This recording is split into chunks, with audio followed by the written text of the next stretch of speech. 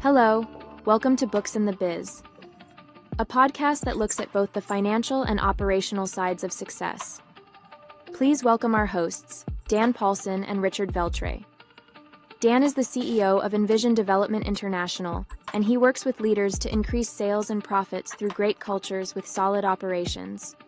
Rich is CEO of the Veltre Group and a financial strategist working with companies to manage their money more effectively. Now on to the podcast. Welcome back to Books in the Biz. Here we are. Rich, how are you doing? I am doing well. How are you? I am doing good. Seems like it's a long time since we talked to each other. I think a whole 5-10 minutes maybe, right? I don't know. I'm not even sure it was that long. Might not have been that long. But anyway, our episode today is basically, I'm calling it after the webinar. So we just did a webinar called Built to Last or Built to Leave, and basically talking about what you need for succession. And I thought, what the heck? Let's take 20 minutes to kind of do our own debrief here, and maybe I'll share a couple slides that we got from the event. We're not going to redo the entire event, but we can give you a kind of a peek into some of the concerns that we had, which was what we were bringing up here. So let me share this. Move this over here. We don't need to show the whole thing, but how do you think it went? Well, I thought it went well. I mean, I think we definitely have organized the fact that, it doesn't always come down to the financial, and I think vast majority of what we talked about in the webinar was not financial, other than maybe alluding to it. And so I think it really kind of comes down to a little bit more to the owner's mental state or mental capacity to, talk about this subject, because it's a difficult subject. It's coming to a close, or as we said in the seminar, it's really not coming to a close. It's leading the company to where it's going to go after you maybe relinquish control. So that doesn't necessarily mean end. And I think that's something that people need to get past, and don't call it end, because you may still be involved with it after you relinquish control, but set it on a path that makes sense, because you want that legacy to continue. Yeah, well, and in some cases you might not even relinquish control right away. Maybe it is more of a gradual sell-off. You probably worked with or know of some ESOPs out there where, maybe the owner still has a lot of controlling interest for like the first 3 to 5 years before enough other employees buy out that equity. So there's a number of different ways that it can go. We try to touch on things that I don't think are always discussed in other topics related to succession, and open up questions from the group on it. And, I think we covered some key points, but like you said, a lot of this is really boiling down to, it's more about the owner, the emotion that's tied in. Some of the challenges are more internal, really, when it comes down to talking about things like succession. It's building comfort in, maybe things aren't perfect for you, and nobody always wants to share the things that aren't working right. We always love sharing when things are going extremely well. But it's the things that aren't working right are really the things that we've got to fix if we are going to pass the company on to somebody else, because that's where that increased value is going to come in. So I pulled up one of the slides here, the succession gap. I should have a plan, but we always make excuses of why not, or why not now. And it's everything from don't have time to it's too early. Team's not ready, too complicated of a process. All these things are good excuses, but really think of all the other stuff. I don't have time. Well, did you ever have time to start a business? You must have made time for that. And I'm sure there's client needs, there's employee needs. You still end up making time for those things. As far as too early, maybe we should spend more time talking about this. A number of examples that we brought up in the podcast were situations where, the owner admitted that they weren't ready to sell yet, but due to health reasons, due to accidents, due to a number of other issues that were unexpected, it kind of forced their hand. And then it's a mad scramble to actually get it done. Yeah, I think that a lot of the conversation that we had really when you talk about it's too early, I don't think there is any too early. It doesn't necessarily have to be where you are ready to do a full blown plan, Mm-hmm. right? Where you're really nailing down to this is what's going to happen. Maybe it's just a little bit of how can I start to prepare, you know? And for that, I'm starting to look at it internally. I'm starting to look at it myself and saying, I'm not ready to retire for another 10 years. Should I just, use one of these excuses and not think about Right. it anymore? Or should I say, well, this year I made this much, or, if I take this and I assume what some of the adjustments would be on a buyer, you know, what would my value be? And what would my Right. value proposition be? What would my growth rate potentially be? What can I assume that I can grow this to so that when I'm ready to actually pull the trigger on the retirement or on a true succession, what value would I want to be at? Maybe I'm not there. Maybe I'm off a little bit. Maybe my calculations change over now to 10 years from now. But I have that option because I'm starting to think about it now as opposed to waiting 10 years and then say, okay, I'm done. Yeah. Because I can't have any options at that point. Once I say I'm done, that really means I'm done and I take whatever value I can get. And sometimes that's okay. I mean, there are certain businesses, I would call them more lifestyle business. Um, it provides a good lifestyle for you. It provides a good living. Maybe it provides you with enough to put away for retirement. So you just do put up the close sign and call it a day. Yep. But we mentioned in the podcast or in the webinar about some of our other podcasts, and when we were talking with Paul Curtis a couple of weeks ago, he mentioned that about 90% of the people that he's meeting with are counting on the sale of their business as being their retirement fund. So when you consider that there's that high of a percentage that are counting on that business to provide enough for them so that when they're no longer working, they can still maintain, at least as close to the same lifestyles they had while they were working in their business. That to me is a huge factor and something we all got to consider. Yeah, and I think that, the other thing maybe we didn't talk a lot about is that, a lot of these business owners that are coming up against this now are the baby boomers, right? They're at that Mm-hmm. point where they're already in that retirement phase and they're looking to figure out, what's the next step, you know? Mm-hmm. And the prediction right now in the financial markets is that there's, I forget, some ridiculously high number, like 80 to 140 trillion is the range. They're basically looking at in the trillions of dollars of wealth transfer from these businesses that either need to go to a, you know, a child or down to the next level, or they need to be sold because otherwise the businesses will close. So the expectation is you've got 80 to 140 trillion dollars of business value that's going to transfer to another owner over the course of the next, say, 20 years. And so when you start to think about that, I want my biggest piece of the possible pie, you Right. know, because 20 years from now I'll be 75. So Mm-hmm. I would love to take, advantage of that pie while there are people who are actually interested in it because I don't know what it'll be in 20 years. Exactly. So why can't I get involved now? Why would I want to wait till the end of my 20 years and 20 years from now say, gee, I wonder what the value is left and how many buyers are still available to buy my business at that point? Because what if they've all bought businesses up to that point and I'm the last one at the table? You know, the the run to the litter, the last dog gets no, Pretty much. doesn't eat. Yep. Well, So and there is going to be some truth to that because we have fewer and fewer people being born. So you figure 20 years from now, you're talking about the kids that are probably in grade school getting to the point maybe in their career where they would start thinking about buying a business.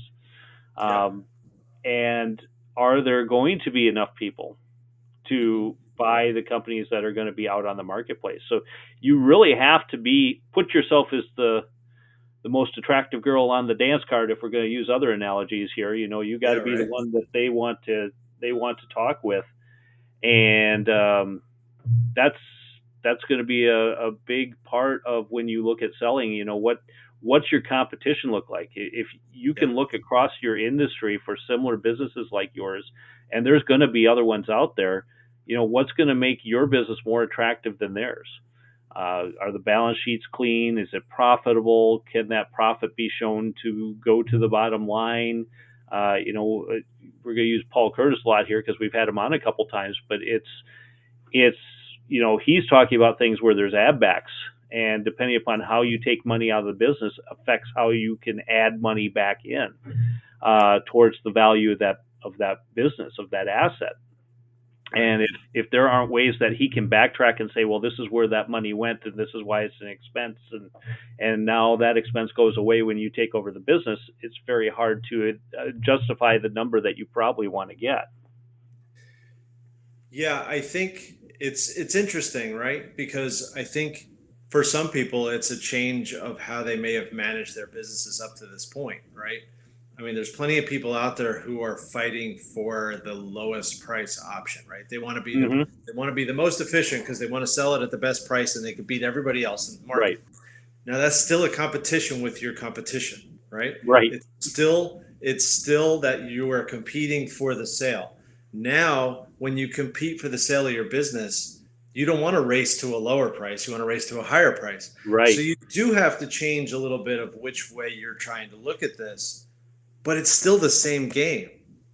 It's still the same process. You're still trying to beat the other player, you know, at whatever game it is you guys are trying to play. So your strategy has to switch. You don't want to be the low price. I mean, if you're already a high price player, you're already selling things at a higher price, you already know the game. Right. You're a leg up already because you're already able to sell because your product is better. Okay. And you're not forced to get into a punting game over let's get the lowest possible price and beat the other guy out.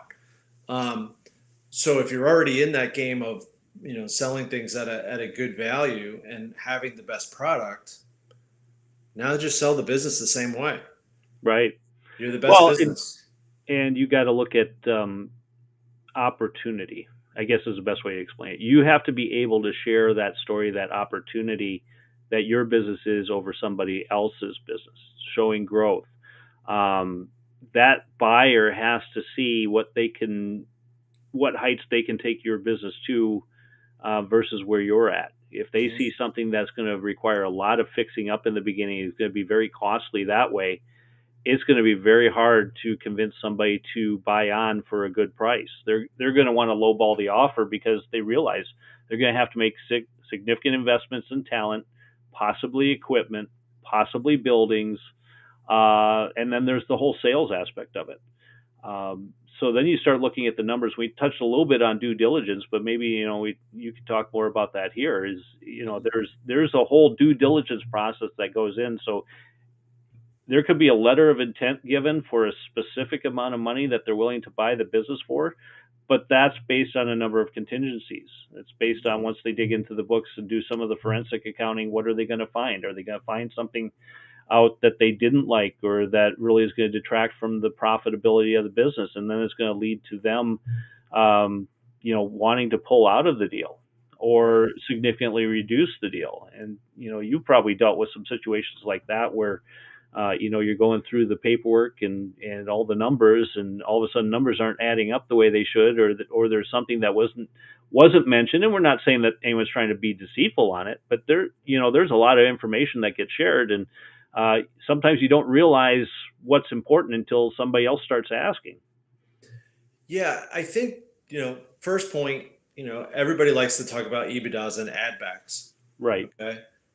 You come up with your EBITDA, you do your add backs because the goal here is somebody wants to buy the, they want to put a multiple on your normalized earnings. They use EBITDA, right? And then they, figure out what a normalized every year, what they can expect the business should do. So they go through and they take everything out that's an anomaly or a one-time expense. Okay. So they take that out and come up with normalized EBITDA. And then they apply a multiple to it. And that's where, you want to get to adjusted EBITDA. You want to add back anything that, oh, when I take this business over, I'm not going to have that expense. Okay. So they'll do that as an add back, and that actually helps you out because it raises your value. Problem is, they're not all add backs. Okay. Mm-hmm. They can be negative, they can be the wrong way. Right. Okay. So everybody likes to talk about the add back because that makes it like, oh, the value is so much bigger and everything's so much more wonderful. Okay. Then you hit the one that takes you the other way. Yep. And all of a sudden it's doom and gloom. Clouds come over, lightning strikes, it's crazy stuff, right? Because nobody wants to talk about the bad one. All right. But they happen. Right. And the other thing you want to make sure of, like you said, due diligence. I had one example where somebody came in and I thought the books were the cleanest I had ever seen. They were perfect. There were a lot of people working on them for a long time. They were audited. There was no audit adjustments. And all of a sudden somebody said, did you pay all your sales tax? Have you paid all the sales tax on? And we're looking at it going, we rent space. Like majority of what we did, we had warehouses all over the country, and there was all these rentals. But the problem is sometimes when you do the build out of that warehouse, you buy personal property. And when you buy the personal property, certain places will actually tax personal property under the sales tax laws. Right. And two of our biggest warehouses were in Indiana, and Indiana does that. So we had to go back and now do an additional piece of an audit to basically see, did we pay all the sales tax we should have? And there were a couple pieces there that we didn't pay sales tax on, and we knew it. Now we had to go back and kind of extrapolate what's the risk, what's our number, what's the expectation here that we're going to sell this to someone who's coming in as a partner. And when they come in as a partner, they could be on the hook for the sales tax. Right. Okay. So we had to indemnify them. We had to do all these legal steps. And I forget the amount of money that it was going to cost. They wanted to put it in reserve, or they wanted to pay it. They essentially, the existing owners realized the mistake, said, we'll take care of it. And they were basically telling the new guys, you won't have to worry about it at all. But it was a costly piece. It was a costly number. So, you never know what you're going to find when someone asks a question that you didn't know to ask, or you didn't think to ask, or internally it just got missed. Right. And you need to protect yourself as much as the other person's protecting themselves. So this is where knowing more in the beginning and really preparing, looking at those numbers ahead of time, it's almost like doing a home inspection before you sell your house.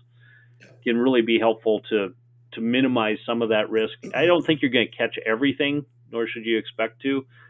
The main thing you're trying to do is minimize the surprises to yourself, to anyone else that's looking to buy the business. The more prepared it is for sale, the better off you're going to be. And, I'll look at it from another perspective. Let's say you're not going to sell your business. Wouldn't it be great, though, if your business operated well without you being there? Isn't that more valuable to you? Can you go do things you want to do? If something were to happen to you let's say you just get injured and you can't work in your business for 3 months. Yeah. Wouldn't it be better to have that business run and keep paying your bills and paying your health insurance and paying everything else? Yep. And when you come back, still know things are trucking along the way they should be. It's not always about selling the business. It's about getting it prepared so that it can run on its own. I usually use the phrase turnkey, because to me, that's really what you want to make your business do. You want to either automate it enough, or you want your employees involved enough that it could run well without you, and in some cases better without you, in my mind. Yeah. I can definitely say that, there's plenty of surprise stories out there, right? I got a call one time from a woman I knew who said, hey, are you interested in buying an accounting practice? And I essentially said, okay, what are you talking about? She was like my son's tutor. Like, she's not in accounting. What are you talking about? Her brother was an accountant, and he passed away. He had a heart attack, and just, out of the blue, no one expected it. So now she's got to practice.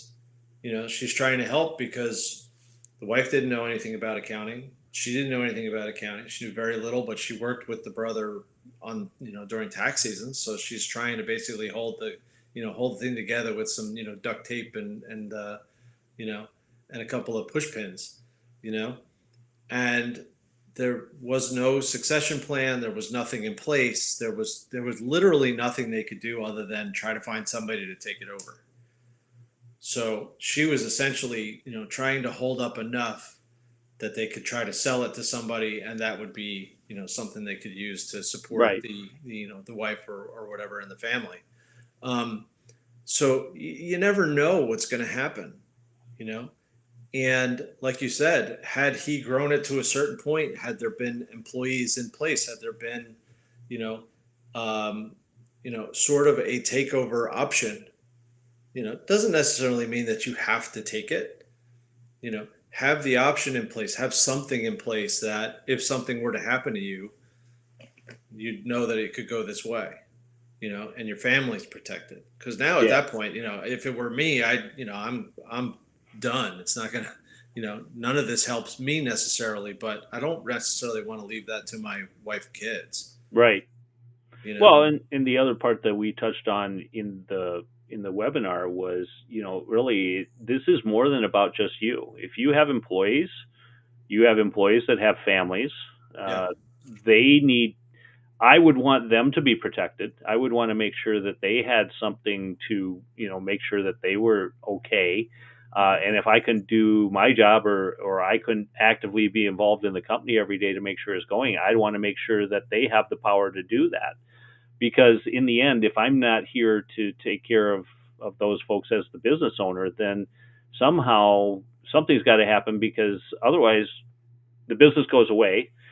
You now have employees and families that are put out immediately. And let's face it, if things go south right away, you get hit by the proverbial bus. Who's going to cut that paycheck that week? yeah, If that's you and you're the only one that can do it, well, now somebody's not getting paid and they're counting on that money. yeah, They're also counting on any benefits they've racked up, any vacation, whatnot. If they have to find a new job, that's going to be a start over process. Then there's your clients. Your clients count on you, and they need you to be around. And if you're not available to them or your company's not available to them, that also creates a lot of problems for them as well. Especially, like manufacturing. I think most manufacturing now is more just-in-time approach. So it's not like people are sitting on tons of inventories of parts that they can get by for a couple months till they can find another supplier. Usually those supplies they're ordering are going to be utilized within that week and going to be gone at most. yeah, Sometimes if you're large enough, it could be almost daily you're shipping parts out. And now all of a sudden that business drives up and you're putting your clients out on a ledge as well. So there's a lot of things you have to look at here. I strongly encourage businesses to really start, taking a snapshot of what they got going on, what they need to do. They can ask you or I any questions, and maybe that's the best way to wrap this up here. What's the best way to get a hold of you if they want to kind of start looking at their business and seeing what they need to do? yeah. Best bet is send me an email at rich@xcxo.net. And you can get a hold of me at dan@xcxo.net.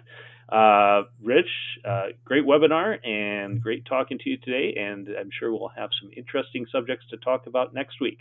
Absolutely, 100%. All right. Want to boost Bob, your take it sales away. and profits, but need the talent to help you grow? XCXO is a one-of-a-kind platform to find skilled fractional executives to help develop your team into a high-performance powerhouse. Fractional leadership is a great choice when you consider the average executive-level candidate can cost you hundreds of thousands of dollars in salaries, benefits, and incentives. XCXO finds you the executive and utilizes their talents to build your team's experience, all for a fraction of the cost of a full-time C-suite leader. Contact XCXO today to fill the gaps in your leadership team. Visit xcxo.net.